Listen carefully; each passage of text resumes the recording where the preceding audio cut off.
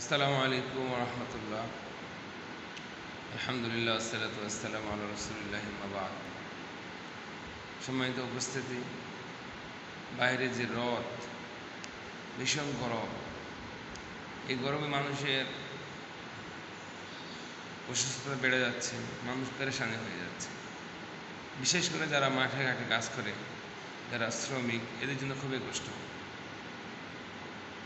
তো রাসূল সাল্লাল্লাহু আলাইহি ওয়াসাল্লামের একটা সুন্নাহ হচ্ছে, যখন বৃষ্টি হতো না, রোদ হতো, তখন সাহাবীদেরকে নিয়ে মাঠে গিয়ে সালাত আদায় করতেন। যে সালাতটাকে সালাতুল ইস্তিসকা বলা হয়ে থাকে।